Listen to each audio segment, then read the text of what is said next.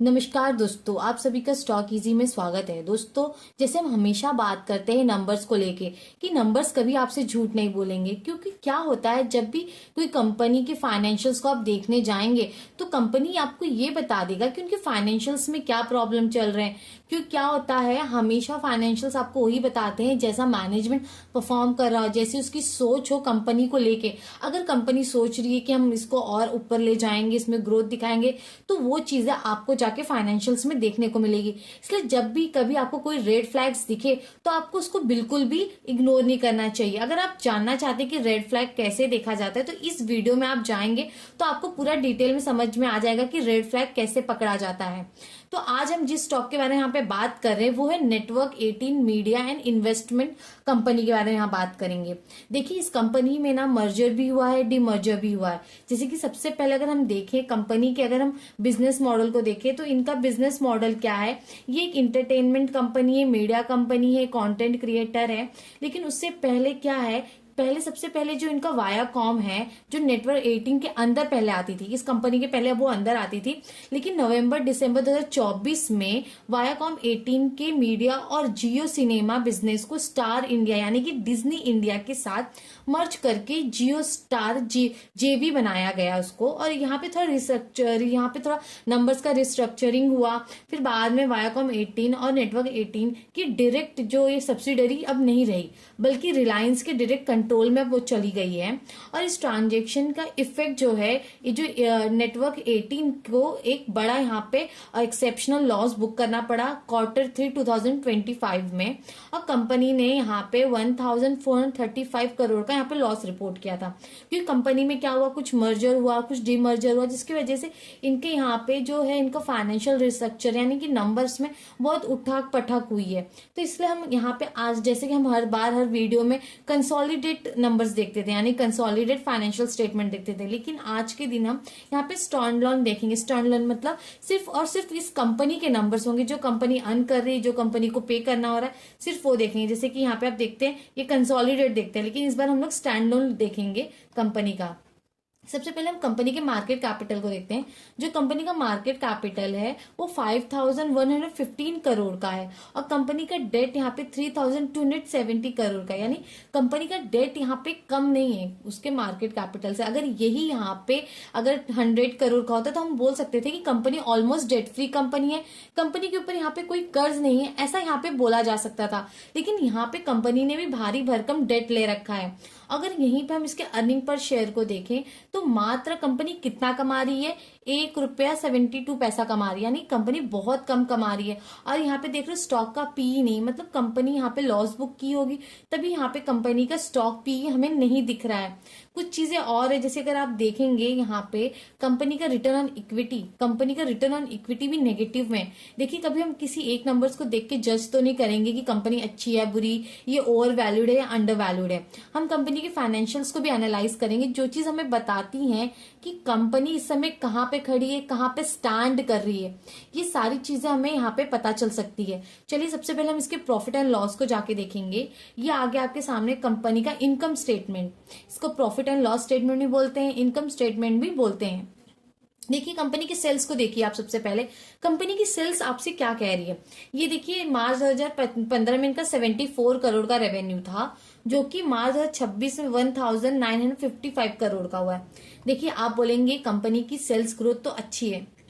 जैसे हम हमेशा आपसे बोल रहे हैं कि नंबर्स एक मत देखिए, हर एक नंबर्स को आपको लिंक करना है। जैसे हमने ऊपर अर्निंग पर शेयर देखा, स्टॉक पी देखा, रिटर्न ऑन इक्विटी देखा, अब हम सेल्स को देख रहे हैं। तो आपको हर एक चीज को लिंक करना है, किसी एक भी नंबर को ना इंडिविजुअली नहीं देखना है, सारे नंबर्स को मिला के देखिए क्या परफॉर्म करे, क्या यहाँ पे कोई रेड फ्लैग छुपा हुआ है। ये सारी चीजें देखने के बाद ही आपको इन्वेस्ट करना चाहिए। अब इनके एक्सपेंस पे नजर डालिए, क्या इनका एक्सपेंस कम है? चलिए, इनकी सेल्स तो बढ़ रही, लेकिन उसी रफ्तार बोले तो उसी रफ्तार से ज्यादा भी हो गए इनके एक्सपेंस, मतलब इनकी रफ्तार कम नहीं। अगर यही एक्सपेंस कम होते तो नीचे इनका ऑपरेटिंग प्रॉफिट जनरेट होता, जो कि कंपनी यहाँ ऑपरेटिंग प्रॉफिट जनरेट करने में नाकामयाब रही है, काफी सालों तक ही नाकामयाब रही है। अगर आप देखेंगे तो 3 साल से 2024 से 2026 तक इन्होंने यहाँ पे ऑपरेटिंग प्रॉफिट जनरेट कर लिया है कंपनी ने। फिर उसके बाद हम नीचे आएंगे, इनकी हम और यहाँ पे ऑपरेटिंग मार्जिन को देखिए। मतलब कंपनी का ऑपरेटिंग प्रॉफिट का इसका मतलब क्या होता है कि कंपनी का जो प्रॉफिट है ये रेवेन्यू का कितना परसेंट है, मात्र 2% है। आप देख रहे हैं काफी कम है। अगर कंपनी बस इतना कमा रही है तो इसका मतलब ये है कि कंपनी यहाँ एफर्ट्स नहीं डाल रहे, मैनेजमेंट कुछ एफर्ट नहीं डाल रहे, वो उनका क्या ध्यान कहीं और है। इसका मतलब तो ये हो रहा है कि कंपनी यहाँ पे एग्रेसिवली काम नहीं कर रही, या फिर उनके अंदर है ही नहीं कि बिजनेस और यहाँ पे बड़ा हो सकता है। और यहाँ पे सबसे शॉक करने वाली चीज क्या है, अगर आप देखेंगे इनका नेट प्रॉफिट तो काफी सालों से नेगेटिव था, ये 2 सालों से ये पॉजिटिव रहा है 2025 और 2026 में। तो इसका मतलब ये तो नहीं हो जाता कि कंपनी यहाँ पे अच्छा परफॉर्म कर रही है, क्योंकि आपने ऊपर देखा होगा कि यहाँ पे इनका जो ऑपरेटिंग प्रॉफिट है कितना एकदम छोटा सा ऑपरेटिंग प्रॉफिट जिन्होंने जनरेट किया है। और अगर यहीं पर आप इनके इंटरेस्ट को नजर दीजिए, इंटरेस्ट क्या है, कंपनी को इतना इंटरेस्ट भरना है, कितना 205 करोड़, यहाँ पे देख रहे 213 करोड़। क्या ये कंपनी जितना कमा रही, जितना इनके कोर बिजनेस से पैसा आ रहा है, क्या ये सक्षम है अपने इंटरेस्ट को भरने के लिए, यानी कि जो इन्होंने लोन ले रखा है, जो इंटरेस्ट आ रहा है, क्या ये कंपनी सक्षम है अपने इंटरेस्ट को सिर्फ भरने के लिए? साफ साफ दिख रहा है कि कंपनी यहाँ पे सक्षम नहीं है, क्योंकि देखो जो इनका अदर इनकम है, कंपनी को किसने संभाल रखा है, आप देख रहे हो किसने संभाला है कंपनी को? कंपनी को संभाल रखा है अदर इनकम में। अगर अदर इनकम इधर नहीं होता तो क्या फिर कंपनी यहाँ पे प्रॉफिट बुक कर पाती? यानी कि जो उसका बॉटम लाइन है नेगेटिव नहीं होता, लॉस बुक वापस कर लेती। अगर यही इनका अदर इनकम ना हो तो ये यहाँ पे रिटर्न लॉस बुक करती। आपको ये सारी चीजों को बिल्कुल भी नजरअंदाज नहीं करना चाहिए, क्योंकि यही सारी चीजें जो होती है ना, आपको पैसों को लेकर डूब जाती है। आप देख रहे क्या कंडीशन है इस समय इस कंपनी की, क्या इसके फाइनेंशियल्स आपको बिल्कुल भी इजाजत दे रहे हैं कि आप इसमें आके इन्वेस्ट करें? ये कहीं से भी सुंदर दिख रहा है? आपको लग रहा है कि अरे वाह ये यहाँ पे ग्रोथ करी, इनकी इसमें ग्रोथ आपको कहीं दिख रहा है? नहीं, क्योंकि हर जगह सिर्फ और सिर्फ नेगेटिव है। देखिए कंपनी किसकी भी सब्सिडरी हो, भले एक बड़ी कंपनी को, लेकिन आप पैसा तो इस शेयर में लगा रहे हो ना, इस शेयर के कोर बिजनेस में लगा रहे हो, न कि जो इसका आप बोले किसी और बड़े कंपनी के कंट्रोल में हम उसमें इन्वेस्ट करें, लेकिन आप फिर उसमें जाके डायरेक्ट इन्वेस्ट करें। अगर ये किसी की सब्सिडरी कंपनी भी हुई तो इसका परफॉर्म करना ज्यादा जरूरी है, क्योंकि आप इस स्टॉक में लगा रहे हो, इस पर्टिकुलर कोर बिजनेस में अपना पैसा लगा रहे हो। ये भी बहुत ज्यादा इंपॉर्टेंट बात है, आपको इस चीज को बिल्कुल भी नजरअंदाज नहीं करना चाहिए। अगर आप थोड़ा नीचे आएंगे, इसके बैलेंस शीट को अगर आप देखेंगे, कंपनी के बैलेंस शीट को देखिए इनके रिजर्व्स एक टाइम था काफी घट चुके थे, लेकिन रिटर्न इनके रिजर्व्स बढ़ने लगे हैं। लेकिन साथ ही साथ अगर आप ध्यान देंगे तो इनकी बोरोइंग्स भी बढ़ रही है। बोरोइंग्स इनकी कम नहीं है, वो भी एकदम ताबड़तोड़ बढ़ती जा रही है, उसका भी रुकने का नाम यहाँ पे नहीं है। यहाँ पे एक चीज और है जो कि आपको बिल्कुल इग्नोर नहीं करना चाहिए। पहला तो यह है कंपनी के फिक्स एसेट सेल हुए हैं, इसको बिल्कुल भी नजरअंदाज मत करिए। कंपनी ने यहाँ पे अपने फिक्स एसेट को सेल किया हुआ है, इसके ऊपर भी ध्यान दीजिए। और दूसरी बात, यहाँ पे अगर हम ध्यान देंगे इनके, अगर हम अदर एसेट में जाएंगे, ये रहा ट्रेड रिसीवेबल। कंपनी का इस साल का 2026 का उन्होंने कितना रेवेन्यू जनरेट किया हुआ है, आप देखें। सबसे पहले 1955 करोड़ का इन्होंने क्या किया हुआ है, यहाँ पे इन्होंने रेवेन्यू जनरेट किया। और वहीं नीचे आएंगे जिसमें से अभी तक इनको यहाँ पे 679 करोड़ अभी तक मिला नहीं, यानी कि इनके गले में पैसा गिरा नहीं है, अभी आना बाकी है इसमें से 1955 में से। अब आप सोचें कि कंपनी का कितना परसेंट होगा ये रेवेन्यू। मतलब इन्होंने तो इतना बुक कर लिया कि हाँ इतना रेवेन्यू हमारे पास आ चुका है, इन्होंने बुक में लिख दिया, लेकिन अभी तक इनके गले में ये अमाउंट आया नहीं है, उधारी हो गई है।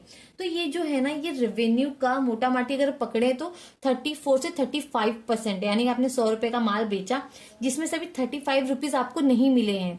आप देख रहे हो इतना पैसा अभी तक आपको नहीं मिला, इसका मतलब ये होता है।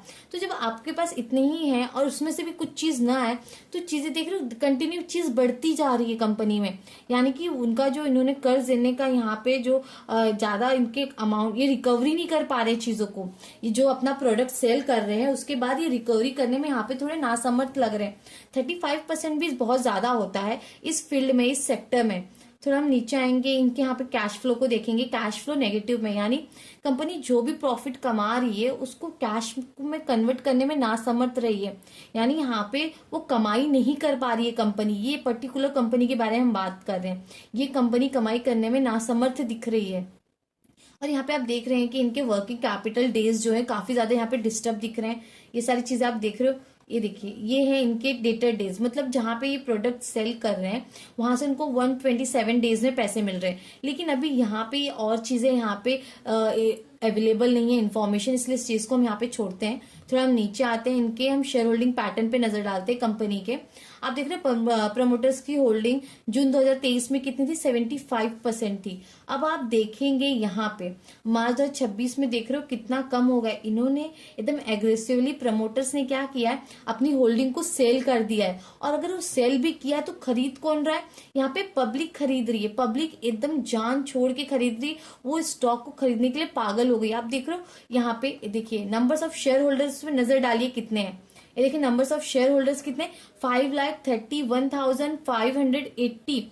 अब इतनी ज्यादा, यानी कि ये शेयर्स लोगों को चिपका दिया गया है, पब्लिक को एकदम उनके घर घर जाके पहुंचा दिया गया है ये शेयर। और कौन दे रहा है ये शेयर, ये प्रमोटर्स दे रहे हैं। आप देख रहे हैं एफआईज और डीआईज के पास कितनी है, डीआईज के पास तो 1% की भी होल्डिंग नहीं है, और एफआईज के पास है यहाँ पे 6% की होल्डिंग उन्होंने रखी है। अगर आप एक चीज और नोटिस कर सकते हैं प्रमोटर्स में जिन्होंने, इनके जो प्रमोटर्स हैं, एक सेकेंड, ये जो है प्रमोटर्स, ये देखिए इन्होंने कैसे धीरे धीरे अपनी होल्डिंग कम की है, आपको समझ में भी नहीं आएगा, और ये अपनी होल्डिंग कम करते जाएंगे। आपको दिखाते हैं, इधर देखिए स्टार्टिंग से ये इनकी होल्डिंग थी यहाँ पे 12% की, ठीक है। अब देखिए धीरे धीरे किस तरह ये अपनी होल्डिंग कम करते जा रहे हैं, और धीरे धीरे ये सब निकल जाएंगे, आपको पता भी नहीं चलेगा कि कब ये निकल गए, और ये सारा का सारा स्टॉक पब्लिक के माथे आ जाएगा, आपको समझ नहीं आएगा, और आप ऐसे स्टॉक्स में पूरी तरह से फंस जाओगे। ऐसे स्टॉक्स में इन्वेस्ट करने का क्या मतलब, आप देख रहे कैसे धीरे धीरे सब निकल रहे इधर से। और इधर कौन खरीद रहा है, यहाँ खरीद रहा है मात्र पब्लिक ऐसे स्टॉक्स में फंस जाती हैं। क्योंकि क्या होता है, जब यहाँ पे ये बोल दिया जाता है ना इस साल कंपनी का जो बॉटम लाइन है वो प्रॉफिट उन्होंने बुक किया है, तो पब्लिक को कुछ चीजें समझ नहीं आती, फट से जाके ऐसे स्टॉक्स में इन्वेस्ट करना वो स्टार्ट कर देती है। अगर हम इसके चार्ट पे नजर डालें, ये रहा इसका मंथली चार्ट है, आप देख रहे हो इसका लाइफ टाइम हाई कितना है। अगर आप देखेंगे तो 627 के आसपास ये इसका लाइफ टाइम हाई है। मतलब प्राइस यहाँ से स्टार्ट हुई थी और आज जाके 33 पे रुकी है। कितना बड़ा गिरावट है। क्या आपको ऐसे स्टॉक्स में इन्वेस्ट करके फंसना पसंद है? अगर हम इसको थोड़ा सा चलते डेली चार्ट में भी देख लेते हैं, डेली चार्ट में किस तरह दिख रहा है। देखिए डेली चार्ट है, आप देख रहे हो वॉल्यूम दिख रहा है इसके अंदर, आपको कहीं कहीं आ रहा है, जहां जहां प्रमोटर सेल कर रहे हैं पब्लिक खरीदना स्टार्ट कर दे रही है। ऐसे तो ट्रैप किया जाता है। देखिए जैसे यहाँ पे बताया जाता है कि कंपनी ने प्रॉफिट बुक किया, वैसे ही पब्लिक यहाँ पे बाइंग करना स्टार्ट कर देती है। देखिए किस तरह यहाँ पे सेलिंग आई है। यहाँ पे एक बार भी आपको ऐसा लग रहा है कि प्राइस ऊपर जाने के लिए तैयार हो रहा है? नहीं, जैसे थोड़ा सा ऊपर जा रहा है तुरंत सेलिंग आ जा रही है। कंटिन्यू लोग यहाँ पे सेल करना स्टार्ट कर दे रहे हैं और प्राइस वापस गिर जा रही है। यहाँ पे इसके ऊपर जाने की आपको उम्मीद दिख रही है। जब तक यहाँ पे मैनेजमेंट एक अव्वल दर्जा का परफॉर्मेंस न दिखाए, वो कैपेक्स करे ना, तब तक यहाँ पे आपको कुछ भी अच्छा देखने को नहीं मिलेगा इस बिजनेस में। इनको भर भर के यहाँ पे सेल करना होगा, इन्हें अपने एक्सपेंस पे कंट्रोल करना होगा, इन्हें ऑपरेटिंग अपने जिनका ऑपरेटिंग प्रॉफिट है इसको बढ़ाना होगा, यानी कि इनको अपने कोर बिजनेस से ज्यादा यहाँ पे प्रॉफिट जनरेट करना होगा। ये सारी चीजें करने के बाद ही बिजनेस में दिखेगा कि हाँ यहाँ पे मैनेजमेंट परफॉर्म कर रहा है, यहाँ पे एग्रेसिवली काम कर रहा है। लेकिन यहाँ पे ऐसा कुछ दिख नहीं रहा है अभी।